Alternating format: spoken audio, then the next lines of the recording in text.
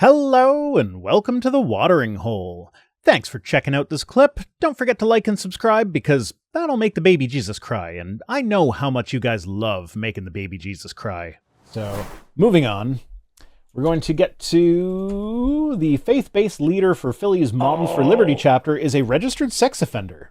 I just covered this yesterday. I'm sorry. Well, no, not that. So you pre-read the story, so you already know the particular apologetic this person uses for this. Yes, I do. It's kind of yikesy. It's kind of yikesy, but it's also kind of believable. Like, I could see an actual cult behaving in that way, but like, yeah, it's very much like, hey, this cult tried to blackmail me. I didn't do it with.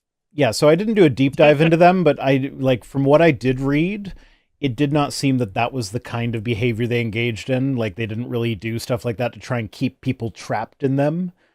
But yeah, we'll get there. We'll get to it when we get to it. Anyway, so Philip Fisher Jr. is a pastor and Republican leader who coordinates faith-based outreach for Philadelphia's Moms for Liberty. Now, you remember last week when we covered 1 million moms and how they'll accept anybody regardless of gender and call them one of their 1 million moms? Well, now we got Moms for Liberty has the guy who coordinates their faith-based outreach who is not a mom for liberty. He's a guy. So, like, they'll condemn transgender people all day long, but then they're like, oh no, you can join us even if you're not a mom and just call yourself one of the Moms for Liberty. But you're like, I don't know. The hypocrisy there is just delightful / infuriating. Planned Karenhood. Mm-hmm. It's planned Karenhood. Yeah. So he's also a registered sex offender due to a 2012 felony conviction for aggravated sexual abuse of a 14-year-old boy when Fisher was 25. That's actually another trend I've noticed, because wasn't Matt Gaetz was 25 when he adopted his 14-year-old son, and I think, was it the Speaker of the House? Same situation with him. He was also 25 when he adopted a 14-year-old kid. It's like it takes them till about 30 to realize that rape bad, I guess. Yeah, I don't know. Well, that's weird. I'm not saying for sure that Matt Gaetz and Mike Johnson raped the kids that they adopted, but like, it's very highly suspect that a 25-year-old would adopt a 14-year-old. So the one thing that I did find about the story that was interesting to me was one of the defenses that this guy uses over what happened. Not just the like, hey, not just when he went, hey, I was part of a cult and then this cult tried to blackmail me, but also when they went, hey, so I've never tried to hide this part of my past. Yes. This has just been a thing that's been there the entire time. It's like, yeah, it's a thing that's been there the entire time that you like he's okay. If we skip forward in the story a little bit, because you've already kind of got to a lot of that stuff. The reason that this happened, he's listed on Pennsylvania's Megan's Law website. Megan's Law means it's not just I wasn't trying to hide it. You're supposed to announce it. Mm-hmm. Well, so the reason that this even came out in the first place was because to be one of the people in charge of an event that involved children, they had to actually mail in their their registration as a sex offender to one of the event organizers so that they could participate, because it's required by law that if you've done this, anytime you do Megan's anything law, involving yes. kids, like you have to put forward like, hey, this is a part of my past, this is a thing that I've done. And that's how this story came to light in the first place. Yeah. Yeah, he was trying to work with kids, but yeah, everybody said they were surprised and astounded to hear of his past. And but he actually never took any moment to hide it, though, so they should have all known, right? He did. One person that was organizing a thing where he had to deal with children, they actually got a letter from the Department of Human Services about a child abuse history certification in Fisher's name, which said that no records existed. So she got one saying he was clear and he could work with kids. So yeah, it sounds like that sort of thing needs to be like done at a federal level, where it's not like, oh, there's no record exists in this state. It's like, let's look at a federal registry. Does a record exist in any state? Because Yeah. like, quite frankly, I don't want my kids, like, I live in Ontario, and you know, if one of their teachers is fine in Ontario, But they did something. but they did over something Alberta. in Alberta, like, I want to know about the Alberta thing. Well, yeah, 'cause it's That not like- arbitrary border doesn't actually change anything with regards to this. No, I'm a different person. I moved to a whole different town.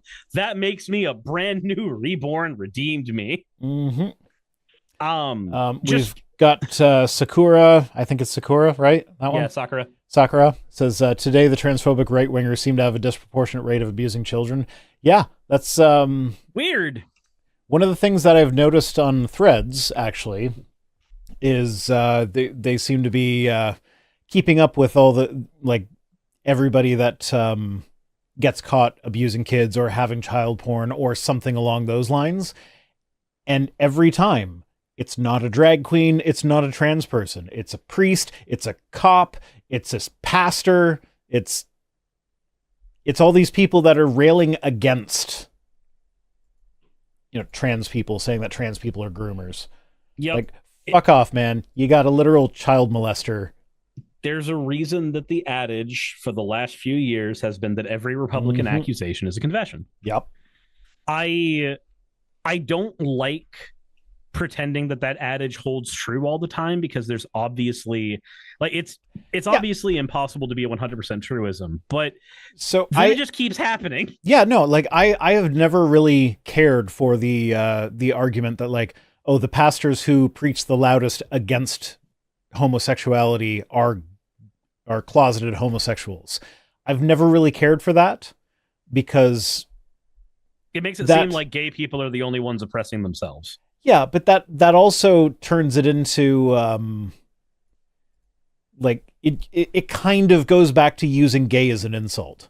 Like, oh, you're just saying that because you're gay. And that just, I don't like that. Like, if you are actually gay and you're in a position where you're supposed to be anti-gay, then I feel sympathy for you. But, like, at the same time, the people like Ted Haggard that are, like, very high profile anti-gay, but they are actually gay, is like, no, come on, man. You can't Yeah. be like that yourself and then deny that same thing for everybody else. It's like watching a Blair White video and seeing just how Oh, much God. stuff she'll say about trans people, because everybody else is apparently not the right kind of trans for her. Yeah. You're just like, okay, come on. These are the people who would be standing with you for your rights. Meanwhile, the Steven Crowders of the world wouldn't. But which ones are you going to stand? Yeah. So, yeah. So my point is, like, I don't really like saying that as a blanket statement. But in the case of the Republicans, oh yeah, we got Sunshine said, wasn't Ted Haggard the one caught doing cocaine off the bum of a rent boy in a bathroom? I don't know if it was that exact situation, but yes, there was a male prostitute involved. I'm gonna say when it sounds he was caught. plausible. It could have been that. I don't know if it was off his bum, but there was cocaine involved. There was a male prostitute involved. Come here, I need to bump a line off your So asshole. the details might be slightly different, but the broad strokes are correct. But let's not talk about broad strokes when we're talking about this situation.